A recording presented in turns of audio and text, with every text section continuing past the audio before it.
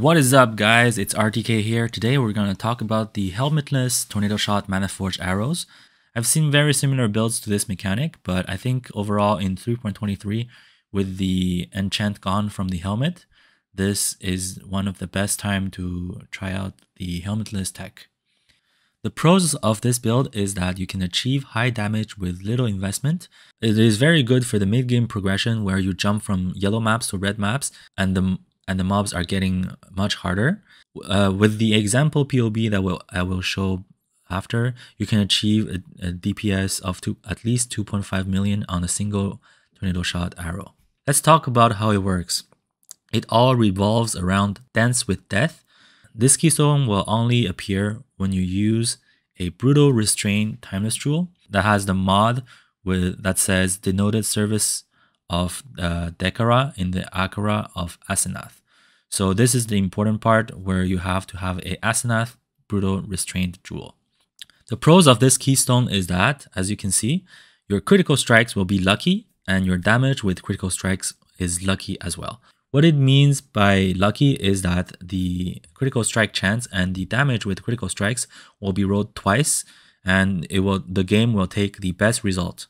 By taking this keystone, we will be able to reach quite a high crit chance very easily, 90 to 100% crit chance. And when we reach 100% critical strike chance, the critical strike damage will be lucky. However, there are some cons and trade-offs with this keystone.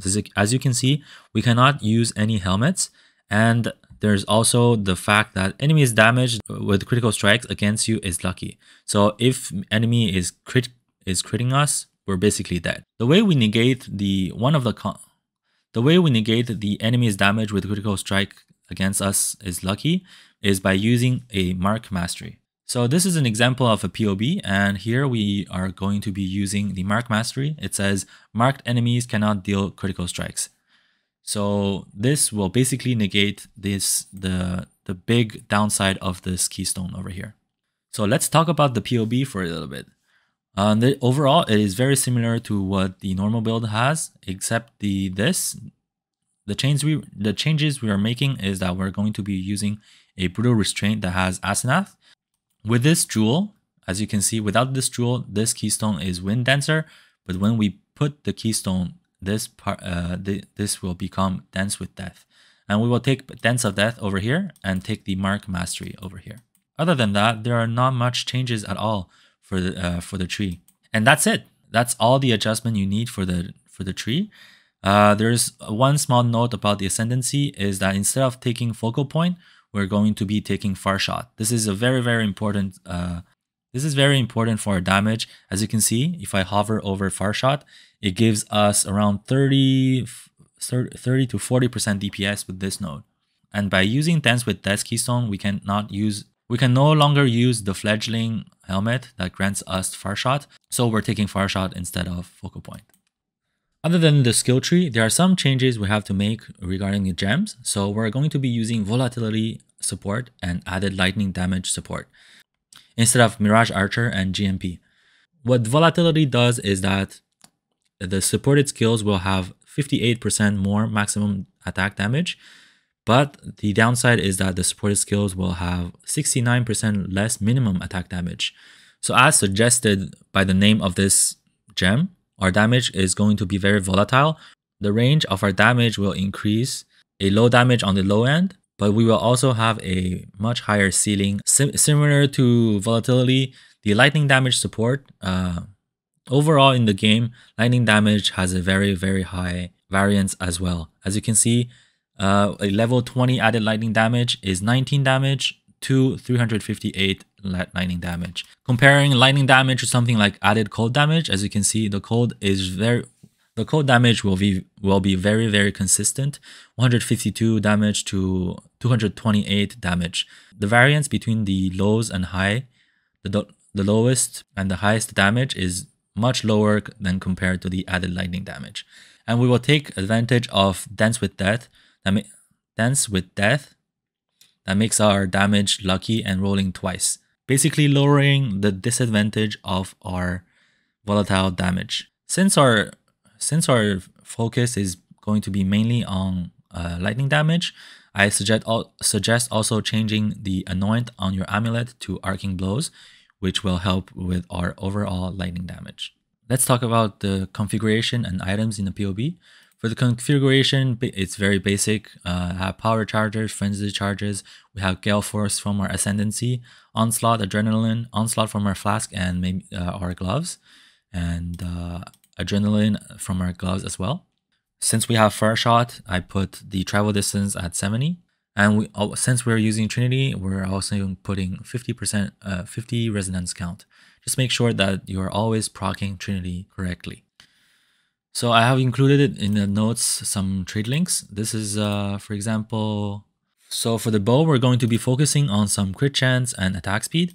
Since with higher crit chance, we will be able to achieve a effective crit chance of over 90%. In the trade link in the notes and the spreadsheet, I have included a basically at least 8 base crit chance, 1.5 attack speed, and 800 elemental DPS. If I search it like this, as you can see, you can get a pretty decent bow with for around 2 divine. So this would be a decent bow. If I copy, the way I usually recommend, if you don't know whether the bow is good for you, usually what I recommend is that you copy this item into the POB, like here. You go to items and then create a custom. You copy the item over here. You add to build. As you can see, it will be this bow over here, Wrath Song. So if I change to Wrath Song, as you can see, so if I put the bow over here, you can see we reached almost 2.5 million DPS with a 2 divine bow, and this is due to the very high crit chance that this bow has, and also it has a tier 1 lightning damage, which is very good for us as well. So if you're not sure whether or not, so I would always suggest plugging it into the POB and check it for yourself. That's pretty much it. The other items is pretty standard. Additional arrow quiver with some crit chance if you want. A generic 6-link body armor. And the gloves is very cheap.